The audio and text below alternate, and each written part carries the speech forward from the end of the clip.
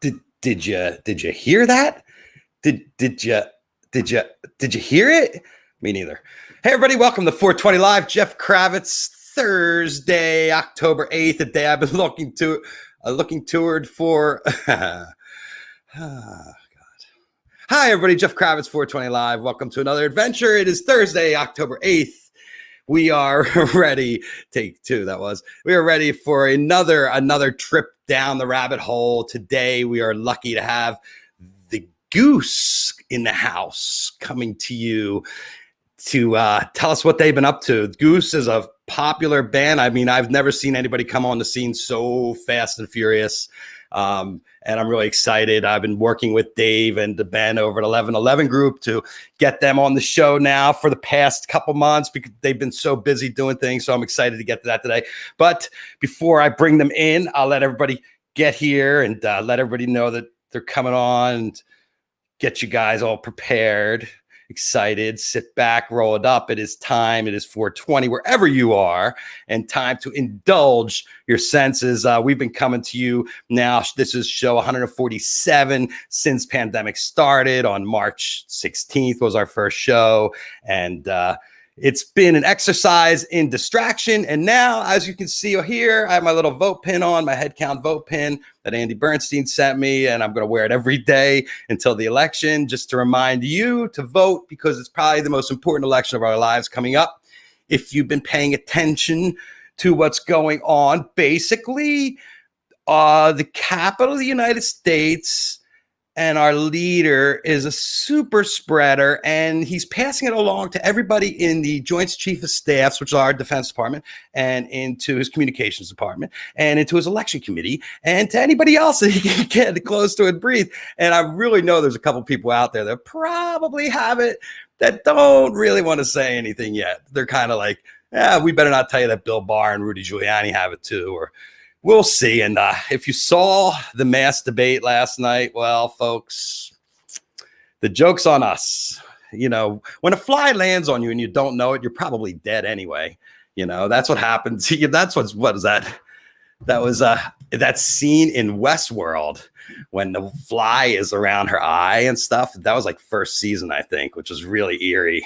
I keep thinking about that. And then there was another famous fly scene that I'm not coming up with, but if we're living in we're in a movie right now. That's just so you know, there's an end to the movie that we're in right now. And I felt that breath of fresh air last weekend when we weren't hearing the tweeting and we weren't hearing the 24-hour barrage from our president, because he was, asleep. And it would be really nice to, it would be nice when that stops. I don't need a reaction to everything that ever happens on the planet. And I don't think anyone else does either. I don't think it does anyone. I think you just need to lead. And that's one thing we're not seeing. And that's one reason why we're all voting blue. Newsflash, I am supporting Joe Biden for president. I suggest everybody else that wants to have a life where we bring the fun back. We want to have concerts back. We want to go with our friends. And if you saw in Miami, they opened up the stadium to 65,000 people. If you're one of those 65,000 people going to a football game and you feel you need that right now, I don't know what to tell you. I just don't know. If you don't see what's happening going on, and you're like, oh, I have to go see a football game. It's like, if you know that the concerts aren't going to start like that, then all of a sudden Live Nation's not going to do concerts in Florida. And they're not going to do concerts in Texas or Tennessee just because they allow it. You have to do it safe because you have lawyers involved. So everybody's kind of staying on the edge, getting ready for this kind of to be over. These tests that are coming, the instant tests at Abbott Labs are coming out. The antigen tests are very interesting, saliva-based tests that get you a result in 15 minutes. That you can order them now, I believe. And it's really good for Thanksgiving. You people that want to have your family over for Thanksgiving, want to visit your folks, you have to get a test so you can hang out with your friends and feel like you're okay, because they've gotten inside our brain so much we don't know what sick is. This was supposed to last a couple weeks. So anyway, folks, usually we're here distracting, but this time of year we have to focus a little bit into the election. And that was my focus for the day. Now we're going to get into the distraction. Goose has exploded into the scene. The first time I caught wind of this band was I have my friend Brad Sterling. He set up the Nugsnet. So I have an account at Nugsnet, and I would just see who would come in every day on Nugsnet. And there'd be like all of a sudden this band Goose. And I started listening to them. I'm like, these guys are actually pretty good. And then all of a sudden, my friend Dan Berkowitz, the Goose. They took the world by storm, and here they are on 420 Live. Hello, Goose. Hello. What's up? How's it going? Good. Rick and Peter, welcome to the show. Thank you for taking time out from your busy schedule. You guys have been one of the busier bands actually working right now. So congratulations. Thanks, man. Thanks for having us. I just got to ask real quick. Are we actually live right now? Yes, we are. All right, because I just can't find the link, the story to share. Yeah. I think I shared it on your Goose Facebook page, and also there is a YouTube link, and I also shared it on your Twitter. Okay. I also tagged your account on the Twitter. All right, let me check that out. Check that out. Share it up, because I shared it on your page, but I don't know what happens when that happens. Oh, I see it. All right, hold on. That's why we call him Whiz Kid. Yeah. All right. Yeah. I like it. See, he's your social media guy too. Yeah. Oh yes, I see it. We're live on YouTube. Okay. Yes. There you go. Retweeted. Hello, Great. people. Thank you. Thanks, guys. So tell me, like, you guys were on such a tear. I mean, you came onto the scene. You literally, like, you caught fire after was it the Peach Fest? After the Peach Fest, when you went to New York after that tour, and everybody was like, you walked into full houses all of a sudden. What was that like all of a sudden to like, holy crap, this isn't like the last time we played here? Yeah, definitely could say that. It happened quick. It was definitely an interesting trip, you know. Yeah, I don't know. You know, it was cool. I don't think. I mean, when the show started to sell out, like it was kind of like around. We announced the full fall tour in August of last year, and then they started to sell out like end of August, early September. The shows weren't until October, so it was kind of this funny like rollout of things being sold out, and it's just kind of a bizarre feeling. Knowing that it was sold out, we didn't really know what it would be like. We hadn't really played a show like that. I mean, too often, maybe once or twice, like fully packed, sold out. We maybe sold out the acoustic, like in April. Another like small spot in Connecticut. But yeah, walking into that Albany show is pretty surreal. That was like the opener of the fall tour, and it was like, it was still a tiny place, tiny spot, but like you couldn't move anywhere. Yeah. Well, that was part of the problem, right? You booked a tour in venues you thought that you might sell a lot of tickets in, and then they didn't have the capacity you needed, and it was too late, right? Because you had your routing. The tour in venues that we were like, oh yeah, hopefully we'll just play this tour, and like maybe we'll sell 50 tickets at this place, you know? Yeah. And then things happened, and that changed. I think perception just changed like quickly, you know, like we had to keep kind of upping, you know, every month we kind of had to change our perception of where we were at. Right. And what do you think you guys were bringing that? Because a lot of bands have been trying this, and you know, they hit a pocket of popularity, but they don't have that wave like you guys have hit. Like I can't remember the last time I've seen somebody come on so hot to the scene like this. What do you chalk it up to? Your experimentalness, your willingness to go out on the edge every night, or what do you think it is? Well, I have no idea.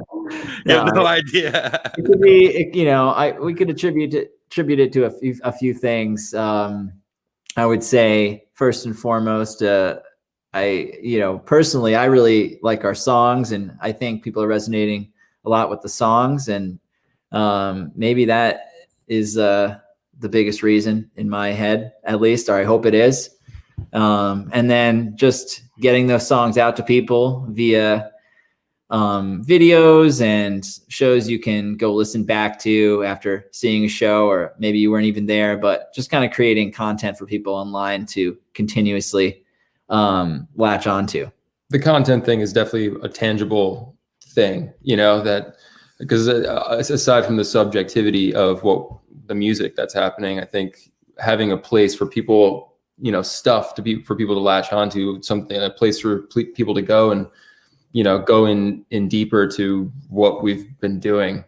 That it seems like is really, you know, because like the word got around, buzz gets around, but then if there's nothing for people to really dive into, then it's hard to kind of like have that retaining quality. Yeah. So that, the content thing, and Peter's really done the bulk of the heavy lifting of just making sure that each show gets recorded and like the videos get up and all that stuff. So that's been a huge thing for sure. Well, I don't know if you know this about Fish, but that Page was one of the guys that would leak the soundboards back in the days. Everybody to see them out because, you know, he would have these tapes and he'd be like, we have to get these out to the people. And back in those days, it was a different story. Like information travels so differently now. You know, you put something up and then all of a sudden a million people can click into it. And back in those days, you'd have to beg someone and wait for your postage, send your postage and your blanks. Did you guys ever deal with that, or that's way before your time? Way before, right? No, yeah, postage and blank. I mean, like it is a different scenario. I think maybe one aspect of what's challenging about what's going on now is that there's so much content. Like there's just like anyone can make a video, anyone can make a recording with a laptop, you know, and it's just, there's the amount of content has like never been this dense before. So, you know, it's easy to think like, oh, you put a lot of work into a recording or something like that and you put it out and you're kind of farting in the wind unless you're out there doing something. And you really do, at least for what we're doing, we really did have to build it, like, you know, go out there and tour and play for no one and build it one person at a time. You know, I think the word of mouth thing is still the strongest thing, will always be the strongest thing. Well, and the kind of beautiful thing about a festival is it opens up the ears of a crowd that you've never played to before, right? So you walk into Peach Fest, they're not your fans really, but they're music lovers. Right. And you just blow them away and they're like, when these guys come, I got to see them, and then tell your friends. I mean, you know, that's the way. I mean, it's a beautiful thing, really, because it's the way our scene has survived for years, is on word of mouth and people sharing. So an experience, you know, the experiential aspect of it is, you know, you can't. That's the strongest relationship you can possibly form in this type of thing, you know, as opposed to spending money on like ads or something like that. No one like really wants to see an ad and like see an ad for something that they're going to really care about, I think. Yeah. But when they just walk into a set at a festival, it's, you know, and have their own special experience, then it's just a whole different thing. But when you were on stage at Peach, were you feeling the connection? Like with the audience, were you feeling something special there happening? I certainly was. I don't think I quite knew the extent to which it would carry on until afterwards. It was pretty surreal. It was just hard to tell like how much connection there was, even, you know, from the people on the way back. I saw a lot of people we knew in the front area and a lot of people we didn't know. But that stage is kind of weird because it's like on a hill. Like here's the stage and like here's the hill going down. Oh, and kind of like there's people back here, and you can't tell if they're like trying to see the show or if they're just walking by. So it was kind of hard to tell how far back everyone was getting involved, but it definitely felt. I mean, it was cool to see that many people show up to a set at a festival we've never played at like 3:30 with a lot of competition on the other two bigger stages. So it was pretty special, I thought. Definitely. Yeah. I definitely didn't realize it would have the impact that it did at that point. And I'm glad I didn't, because I probably would have been way more in my head if I had. So glad that was the way it was. Yeah. Well, it's a beautiful transition. Now, someone is asking about a new record, and I happened to be on your Spotify today, and I saw 2016 was your first record coming out, and then released the live record in 2020, right? Which is basically all new songs you haven't recorded in the studio. Is that correct? Yeah, that's correct. Yeah. And what is happening with new music? Because I saw that you were in the studio earlier in the year, maybe doing something, or at the end of last year, recording a couple songs. Yeah, we put out some singles. Yes, a little string of singles, but yeah, I mean, there's a bunch of songs that we play live. It's kind of weird and sort of backwards the way that this thing has happened. You know, like we've been so focused on the live thing that the studio thing kind of it's just a backwards process. So we're kind of playing catch up in that regard. And we've been doing studio. We've been in and out of working on some projects, and some things are, you know, obviously we're making some moves on that. It's good. This year has been a good, this thing has been a good opportunity to spend more time with that, even though we still have had a lot of other stuff going on, a lot of streaming and driving. Let me ask you, do you think that because you guys are, I don't want to call you millennials, I don't understand what generation you're at, but I'm the older generation. I grew up what would you say? We're millennials. Yeah. Okay, so what would you say? Like, I grew up in a generation where everybody had to make a record, and now we're this generation where people are making 20-second TikTok videos and they're becoming a #1 song in America. Do you feel the need to have to do an album? We want to. Mostly just want to. Yeah. It's something I've definitely thought about a decent amount, especially in the jam scene. Sometimes it feels like it's kind of the opposite. Like in most types of music, at least traditionally, you make a record and then tour to support the record. And in the jam world, it kind of feels like you tour and then make a record to support your tour. Sometimes, like it's kind of just this thing that you have to do. But we love recording, and it's something that we're constantly striving to get better at and learn things about. And we like being hands-on and with it. And so I think it's something that we definitely want to explore throughout. But there's more important things to do. Let's face it, you guys have been busy. I mean, there's not too many bands that I've talked to. I mean, most people that came in the pandemic were dealing with losing careers, losing crew members, and not having gigs and stuff like that. But fortunately, Ben and Dave had a little vision in there, and we're able to get all you guys on board to work some kind of system out. And fortunately, for a lot of bands, don't have the ability where all 4 guys are in the same proximity. Right. So, and you guys are close. So that was one of the beautiful things when you first did the studio. The studio thing was the first thing you did, like 8 weeks. Was it 8 weeks of that or just 8 shows? The From Out There stuff? Yes. Yeah. Was it 6 weeks? It was 6, I think 6. 6 weeks. 6 weeks. The first one was 6 weeks. The second one was 4. Oh yeah, right. Yeah, we busted out some acoustic streams as well. We did a few with our buddy Jeff. But just going back to the album thing, there is more important things, to do. And I think having a balanced musical life is the most important thing. I mean, it's so easy to get into just like the live territory with the genre that we play, how it works kind of. Mm-hmm. But I see recording as a way to reach out and connect with people who maybe haven't seen our live show, don't know who we are. It's kind of like a different way to showcase our music. We intend to take full advantage of that. All right. Well, I mean, I like I said, I think there's so many more important things to do right now. If you have a concept, you have an album, but I don't think people are really consuming albums nowadays, and a lot of stuff gets lost on it. It's just that we're in a different age. You guys know, you see it. Yeah, I mean, it's totally. Need to be albums, but the interesting thing about the jam band scene is a lot of bands like Fish would take the stuff out and test it on the fans first and see how it played in a live setting, because that's ultimately your expertise, right? Is in a live setting. Right. Well, that's I'm not saying you're not experts in the studio. What I'm saying is that where you live most of the time is in live and where you're creating the most. Because every time you go out there, you guys are creating new improvisational music. You have to be in a different mindset, right? Right. I mean, as of like last year, that was very much the case. Right. For this year, it's very much it's moved a lot in the opposite direction. Yeah, out of necessity. I mean, literally have not stopped working since the whole pandemic happened, and it hasn't been on like live shows. Right. So, that's just a little thing. But like, so you're saying they've been streaming shows or what?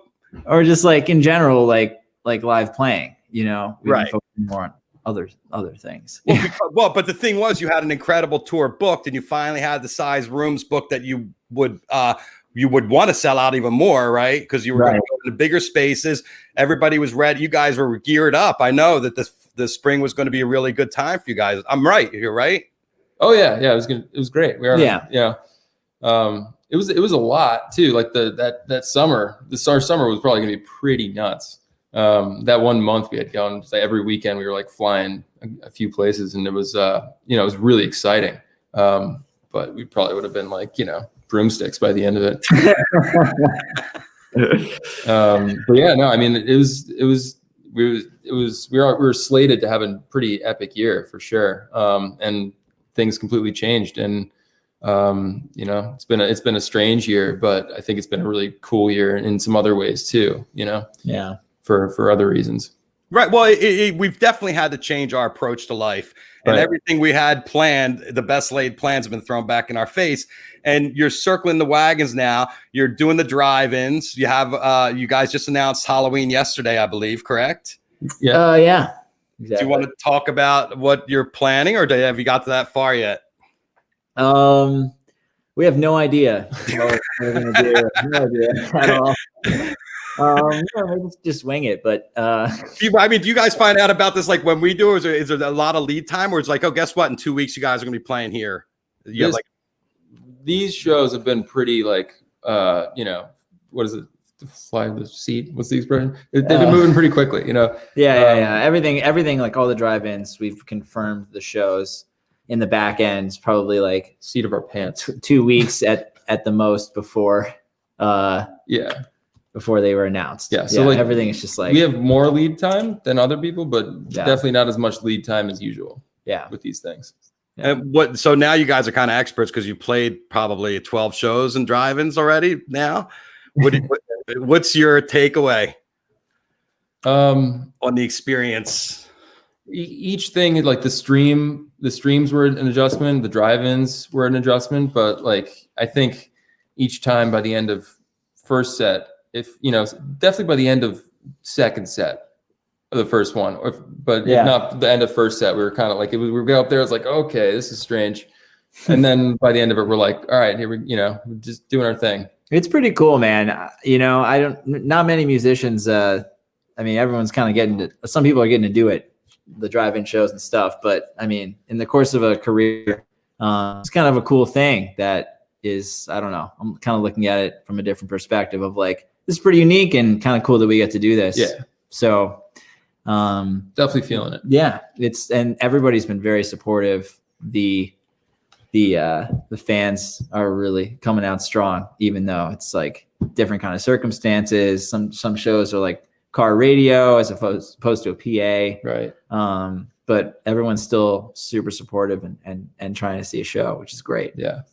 Yeah, I went to one and it reminded me of the movie Cars, where all the cars have personalities, and it's like all the cars go to the concert, and cars are having a good time. Yeah, the cars are having a good time, and the unique thing is you can take anything you want with you in your car, pretty much. You find a place to stash it. You know, I mean, I've heard a lot of people saying that like they don't like prefer it now because you have your own zone. You bring all your own. You can bring whatever you want in your car. You kind of have all your gear. And it sounds like, you know, it's like a camping trip with a band and your friends. Extra level of comfort too. Yeah, that you gotta get. Yeah, I totally. The expanse for like 1,000 cars, because you're playing to what, about 800 cars, something like that. We haven't done one that big. The biggest is like 450. Yeah. Oh, 450. Yeah. Yeah. In Philly at the stadium, they had 850 cars out there, and that was a spread. Yeah, it was. You gotta be really far back. That was all just car radio, like an FM. Yeah, unfortunately, it was the car radio, and I was really close where you could actually hear the music coming off the stage. And if you turned on your car radio, they conflicted because the car radio was like a second off.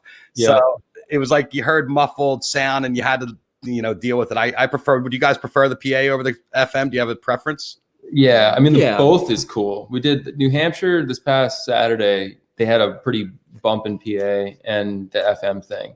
Like they were kind of both going, and it seems like that was the first one where everyone was like, oh, okay, this is a concert, Yeah. Right. You could feel the place rocking. Yeah. Yeah. You get to rock out. Yeah. Have you guys gone to one yourselves? I saw one. I saw one of the first drive-ins at the Yarmouth Drive-In. It was a Ripe concert. August 1st, and it was PA only. I'm sorry, FM only. Mm-hmm. And it was surprisingly awesome. I didn't really have like high expectations going in. We were like pretty far back, but I was pleasantly surprised, and it was pretty cool to have everybody was like blasting the radio. If you were like right next to your door, it just sounded so good. It was one of the best sound experiences that I've had at a show. So wow. Yeah, I was pretty pumped about it. That's very interesting. What I found interesting was when everybody sings along, and you could kind of hear everybody singing. You can actually hear everyone singing. Yeah. It's I mean, music is so important to all of us. I mean, you guys, Rick, you went to Berkeley. I was reading. Yeah. So how do they teach jam band at Berkeley, or is that? No, they probably do now. They're kind of doing all kinds of whatever now. But no, when I was there wasn't any jam band stuff. But like, you know, jazz is a big thing there. And there's a,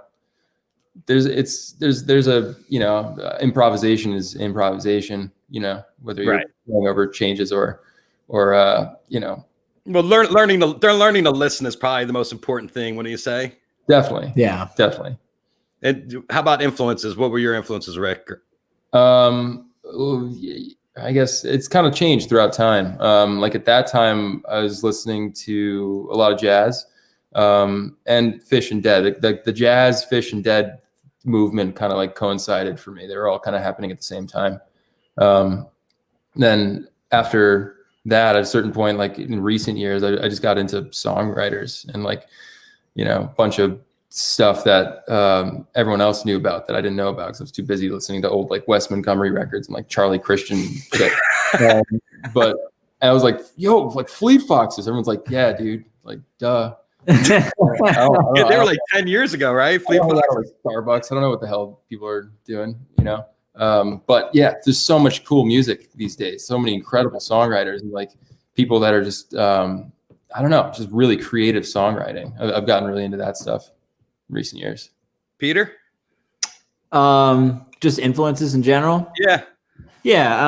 I mean, when I was younger, I was pretty into classic rock radio. I used to ride around with my dad, and he would always have the local classic rock station on, and that was pretty influential for me. And then that's kind of when I got into guitar. Guitar Hero, the game, pretty influential for me, actually. It teaches you a lot of really cool music that you would have never heard in another way, right? It was like vastly important in that way. Was it Stash on Guitar Hero at some point? I think it got onto Rock Band. Okay. Stash, huh? Yeah. I remember hearing that at some point.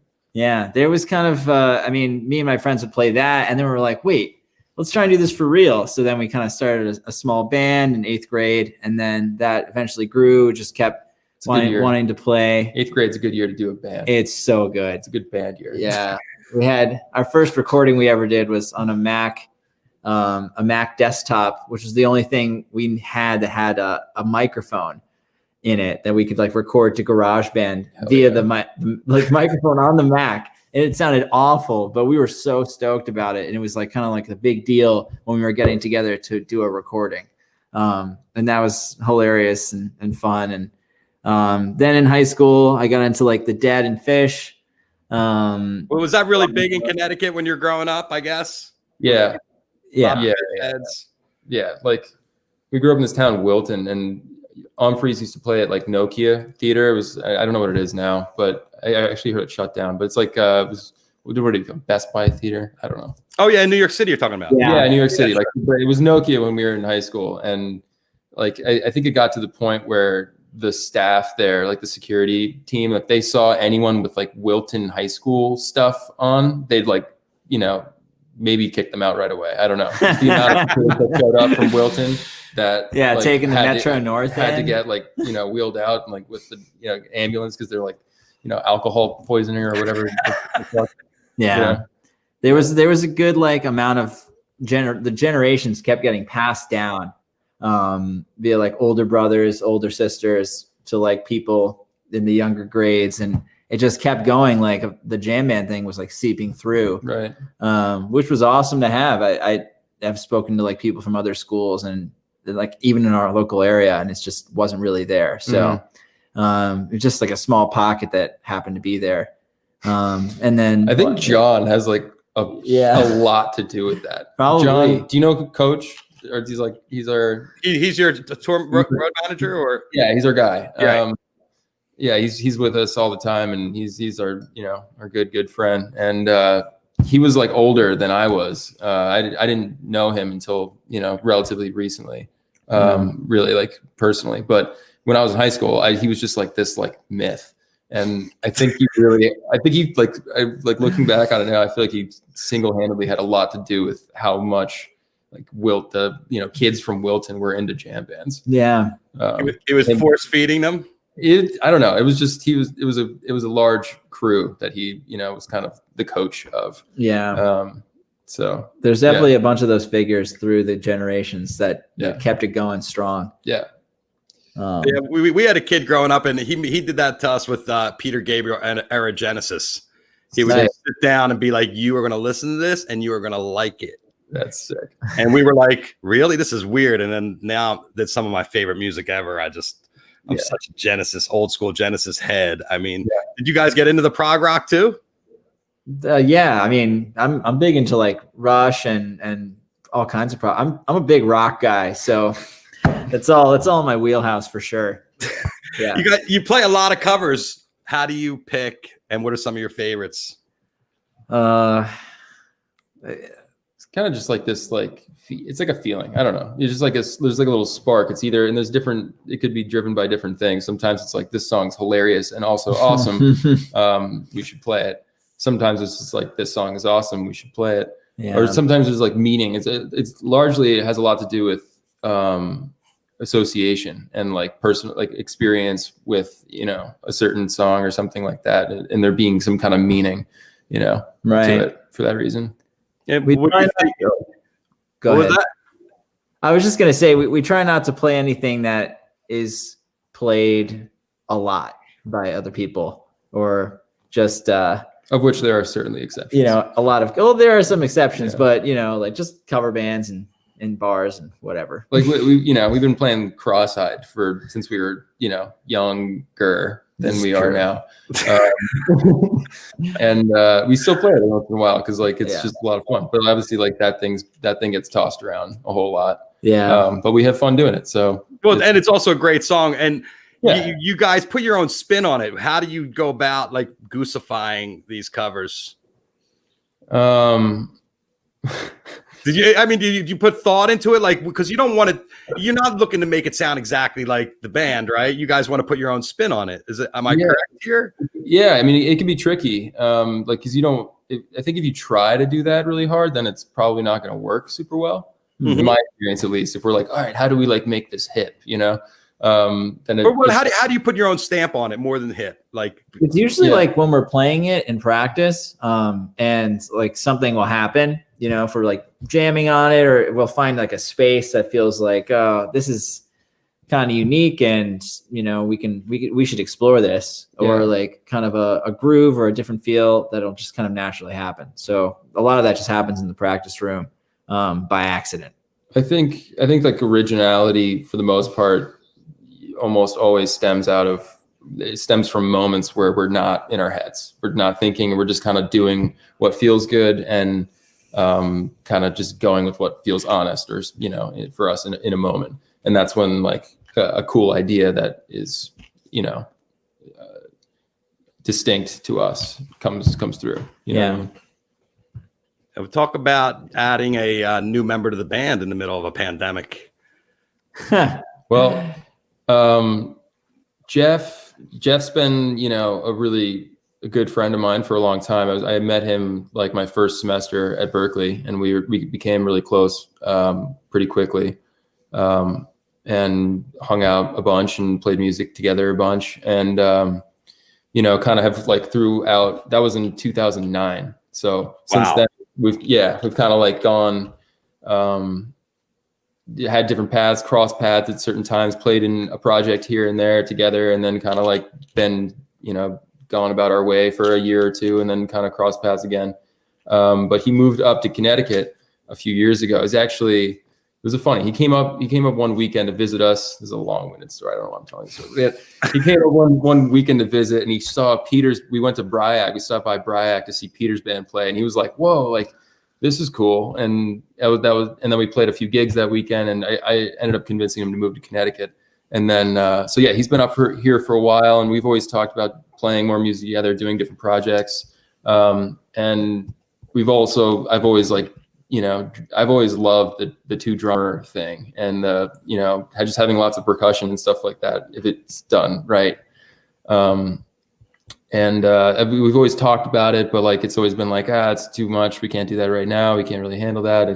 it's it's a lot to manage in a few different ways. But then I don't know, at some point over the pandemic here, we had like a conversation one night. I think it was cued by like there was a party we played last year, and Jeff came in and like sat in on percussion with Ben, and we listened to the recording of the two of them playing together, and we were like, oh, this is really cool. And like I've always kind of thought about their two personalities playing together, and thought there's a really cool contrast between the two of them. They're very different players and have very different strengths, and it's really it was theoretically always a really cool thing to think about. So yeah, this one night we were like, screw it, let's just try it. And we kind of ran it by, talked to everyone, and everyone was down to give it a shot. And here we are, we're giving it a shot. Yeah. It's interesting because the Grateful Dead would probably be another two drummer band, the Allman Brothers, Widespread Panic. But in the Dead, when you listen to the early stuff, the eight-headed monster, whatever they called it, when Mickey and Billy would play together, when they went to one drummer configuration in 73, the band became much more jazzier and were able to turn on a dime much faster. Do you find that it's more people to communicate to you when you're trying to shift through your jams, or is it harder to navigate as a group, or is it adding things to? Do you understand what the question is? Totally. Jeff is a very good listener, and also a very dynamic player. So he's naturally very good at doing those kinds of things that we do. I think he's still picking up a lot of the language, musical language from us throughout the shows, and he's going to get better at it. But naturally, he's very aware, and it's been pretty easy to integrate. That was definitely a very conscious thing going into it. Because we really had developed, we really have been in the process of developing this musical language where we're able to respond really quickly to, and that takes years too. That's not something that totally. Yeah. I mean, that's like that language, I can trace it back definitely a ways, probably back to 2009. Trevor and I like starting to try to toy with tension and release and things like that. But like the past couple of years, we've really found that we like found the right formula of in the band itself, and that language has started to click, and we started to be able to respond quicker and quicker, and like reach these dynamic movements really and respond really quickly. So bringing Jeff in, that was like one thing that we definitely didn't want to lose. So there's kind of this bigness that you can get, like these kind of like bigger lumbering things, and that was kind of like an easy addition, like a big double drum set thing where you just can get this density that you can't get with one drum set. But then when the quicker, faster, jazzier things that that language that we've been developing for a while, we didn't obviously want that to get hindered at all. So the kind of the goal and the conscious effort has been to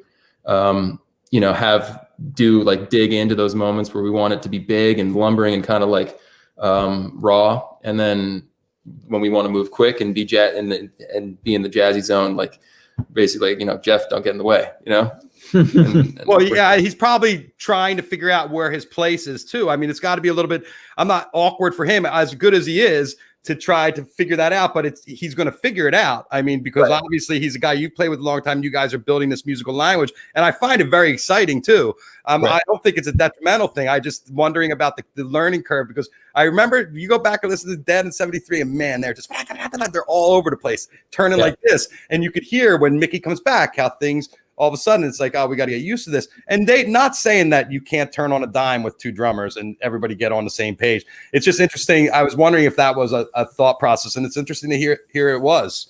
Yeah. Oh, absolutely. One other aspect we could talk about this for an hour or more, maybe a lot more, but like one other consideration in it is like, when you start to play bigger rooms, playing like a jazz musician, like you just can't really hear and follow what's going on at the level of like, not that we're on the level of like these top tier jazz guys or anything like that, but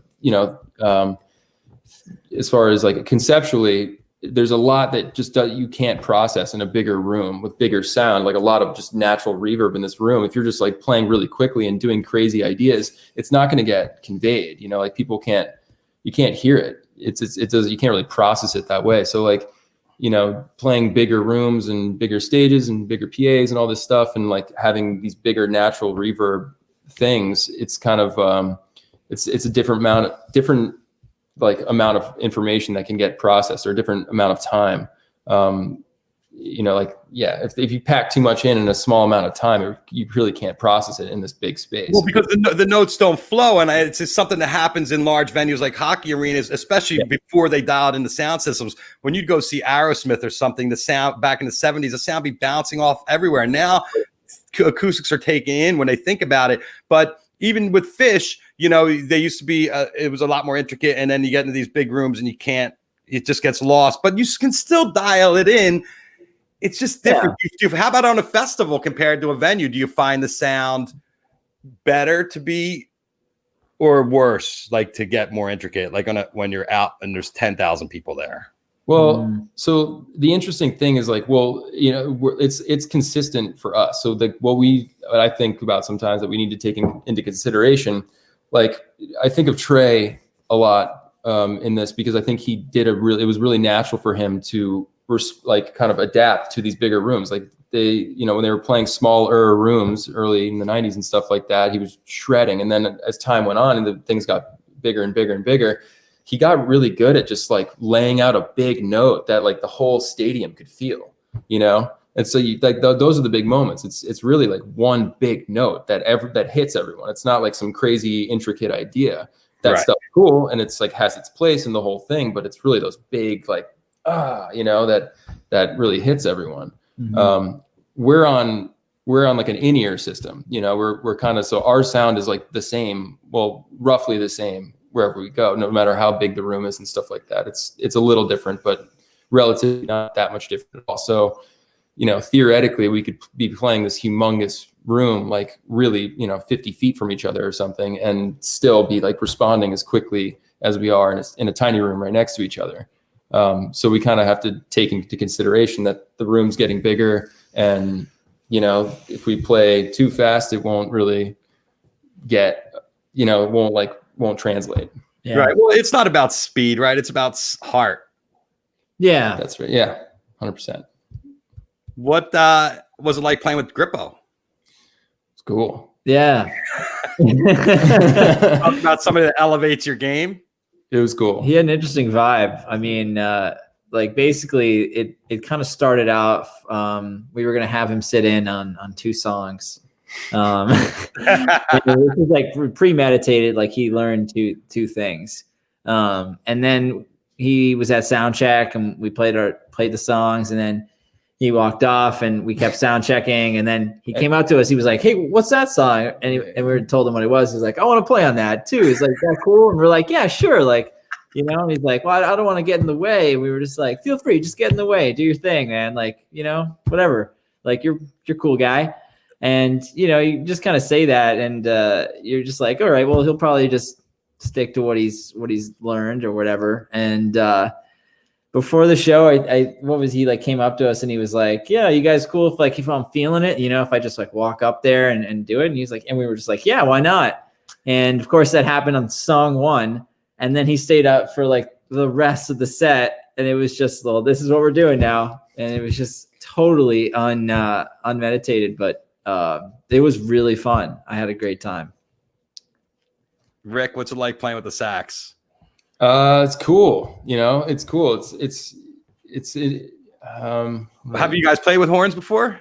Not a ton. I mean, like back in jazz ensembles and stuff like that for sure, but not as Goose. Yeah, not as Goose. Like I think once or twice. We played with a bone player a couple times. That was really cool. It's all, like you said, it's all vibe and heart. You know, some people just have this vibe, and it's yeah. I mean, it was very cool. It was a funny moment. I think like even Peter talked about, like on the video, you could kind of see it, because we were like got in the first tune, launched into some jam, and you know, we were kind of doing our thing, and then all of a sudden we kind of like wound up in this much quieter, like deeper space, and like all of a sudden we all just like Trevor and I just heard this horn out of the corner, and we're like both like, yeah, the video is hilarious. What the hell's going on? And yeah, I think like it's like first Trevor's like looking around, and he like sees Grippo, and he's like, oh, okay, cool. And then I'm like looking around, and I see Grippo, I'm like, oh, okay, cool. And like we just it just we were just in the moment, and we didn't really know how long it was gonna last either. Like I remember, like I mean, you were maybe closer to it, but like after we finished that first jam, I was just like looking over. I was like, well, yeah, we're just gonna do our thing. Yeah, Grippo's gonna do his thing, and we're gonna see what happens. Yeah. And how do you think he did? He did great. He's an amazing player. Yeah, no, he didn't. Yeah, I mean, like he was like, I don't want to get in the way. We're like, yeah, get in the way. Well, you guys, it must be fun for you to be taken out of your comfort level too, where all of a sudden you're standing there and something totally surprising happens, which is rare, right? Has it ever happened to you before? Well, Grippo showing up in the middle of the first tune, like a weird, like cosmic. What song was he supposed to come out? What song was he supposed to come out on? Hot Tea and Beethoven. Yeah. How far into the set were they? I feel like the plan changed those are both times. in the second set. I think. Hot Tea was in the first And he set. came out in the first song. Yeah. It's just like things. We practiced. We played those two tunes at sound check, and then we ran a couple other things, and he was like, "Oh, I'm from Long Island." I'm like, "Oh, we should play Billy Joel," and then we ran Billy Joel, and he's like, "Oh, I know that one." And then we ran another tune. He's like, "Oh, I know that one." He's like, "That's cool. I'll play on that." We're like, "Yeah, whatever." So we're kind of. It seemed like the more time went by in the day, it seemed like there was no plan. It was like him sitting in. Well, probably the first time Branford, I think, sat in with the Dead, he came in and sat in for like one song in the first set, like the last song, and then the whole second set, and it was one of the best sets of that era of the modern era, Grateful Dead. But it must be interesting to be taken out of your game like that, where because it's just got to be fun to have different things happen to you. It is fun, yeah. Especially with musicians at that level that have such a storied history in that whole scene. Totally. It's crazy. So what do you guys work? You got Halloween coming up? Yeah. We got a few shows next week as well, and doing a little bit of driving for the first time since March. Yeah. Oh, you're going to go on the road a little bit? Yeah, we're doing Ohio, North Carolina, and Maryland. Oh, that's good. Yeah. So is that four gigs or three? Little Three. triangle. Yeah. And you excited to get on the road? Yeah, we decided to go to those places. I think we were a little hesitant with like a little, earlier on with, obviously with everything going on, we were kind of a little wary of traveling, and just, there's like questions of like responsibility and making sure that like we're not doing something that's not safe for people and stuff like that. And, it's still a very valid question, but it seems like these venues are kind of like having their systems down, and it's happening more and more, and there doesn't seem to be a ton of issues coming from it. So, we figured it was a good time to do it before it gets too cold, and everyone's dying to get together and do live music again. So, like we talked about before we came on air, when it gets too cold, you travel the West Coast. Yeah. There you go. Come on out. I got some venues for you guys to play. We'll set it all up. We'll have you guys all sorted out here. Because we're really dying out here because all the jam bands, there aren't too many in Los Angeles. We really have an LA-based jam band, and there's a couple drive-in shows happening out here, but it's not the same everywhere. And not a lot of people are doing the amount of shows you guys are. So congratulations, hats off to you guys for getting out there and bringing the fans of music. I'm sure. What are you hearing from your fans? They must be so happy and stoked to have you guys playing. Yeah, I think they're stoked. Yeah, I think they're stoked. Based upon like people buying the tickets, and and general comments on stuff, it definitely seems like people are really happy that there is some music happening. It's cool to see that. I'm thinking back to like April, and we had none of us had any idea what was going to happen the rest of the year. It's pretty cool that we're able to play a Halloween show in 2020. Yeah. So I think everyone's really excited about that. Yeah. But you didn't really think you'd be playing at that point for the rest of the year, did you? In April. It didn't look good. Well, at first it was like, what was this gonna be like 2-3 weeks where, Sure. And then it just like kept kept getting pushed back further and further. So yeah, it's all just been like totally uncertain.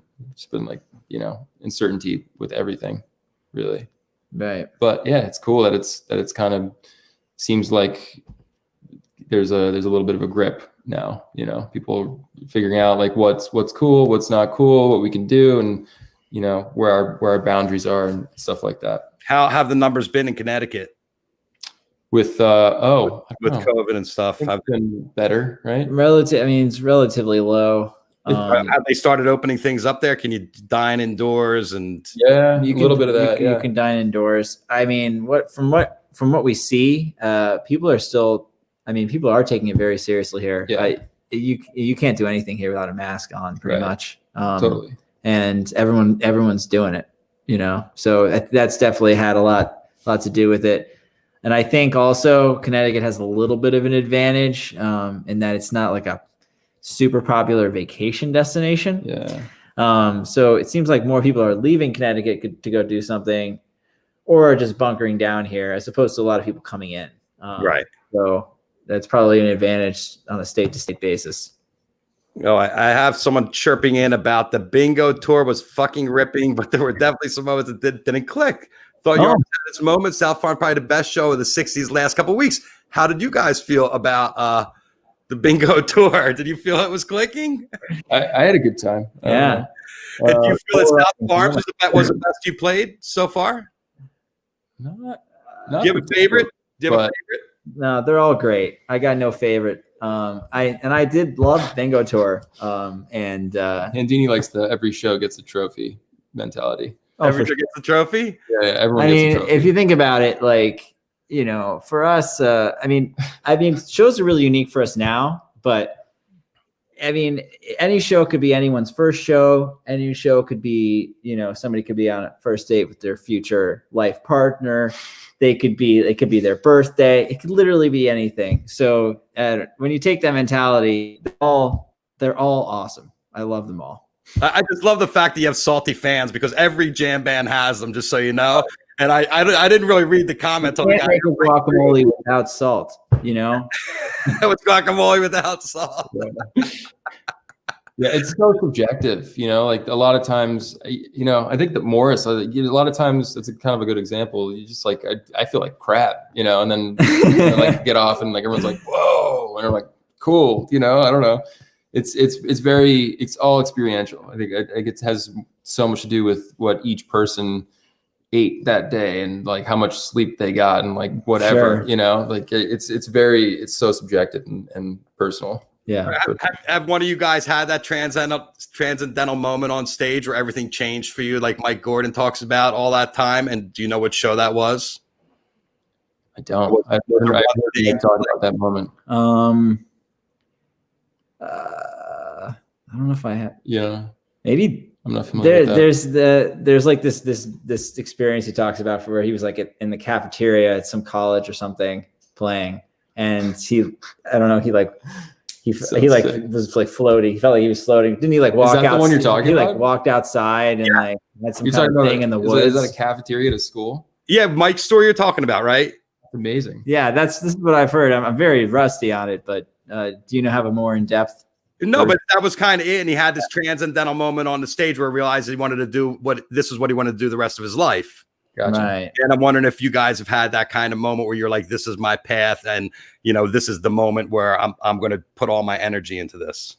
I definitely remember moments like that, one in particular, but there's definitely a handful of them when I was like in middle school. It was kind of like, this is it. And how hard was it to talk your parents into letting you go to Berkeley? Not hard. They were really cool. And by that point I was like, you were committed to it. I don't think my grades were doing too good, but I did like everything I could with music in high school. Like my dad was a huge sports guy. And I think once I was like, got to high school, freshman year of high school, I was like doing well with baseball and stuff like that. And, I was kind of like, I can't, Pops, like Dad, I can't do it. I gotta play. I gotta do all this other. I don't have time to do baseball. I gotta play music. So like from that point on, I was kind of all in and just taking advantage of every opportunity I could. And trying to summer programs and, school, whatever the school was doing, except for marching band. I passed on the marching band. Yeah. Well, it paid off in spades. I'm glad you guys are on the scene. You brought make a lot of people happy. Is there anything you want to tell everybody out there? I don't know. Somebody was calling me out for drinking out of a plastic water bottle, which I don't generally do, but I've already refilled it like 3 or 4 times since I got it. So I don't know. You guys got to get, Generally don't support plastic water. So. But it's interesting because plastic's a really big problem. You guys know, you see it. I mean, you're a part of it. This is a bottle made from 100% recycled plastic, though, which is definitely a step up. I don't think I've even seen that ever before. Wow, that's Arrowhead. It's a Poland Spring. Spring. We got it. I got it from a gas station, but we got to figure it out. Plastic sucks. Yeah, really. Plastic sucks. If you need help, I got people that are in the plastic business that have made documentaries about the plastic problems. It was called The Plastic Problem, I believe, or The Plastic Solution. It's unbelievable how bad it is and how our whole world is. You guys political? We're definitely head count train. Have you been out there whipping people out to sign up and register? Yeah, we're on that. Yeah, absolutely. I think people should be registering. I personally believe that no one should have to register in our country. I think it'd be great if people were just registered. Everyone's got why can't you just be registered to vote? I mean, people have been making it hard to vote in our country for many, many years now. And I think that needs to change. So I'm all for people getting registered, but honestly, everybody should be voting. I don't know. That's just how I feel about that. Good. Yeah. I like it. We got to get active now because it's up to us. Guys, thank you. We're all going to be watching Goose. I mean, I know everybody's out there watching, brought a lot of happiness to people over the pandemic.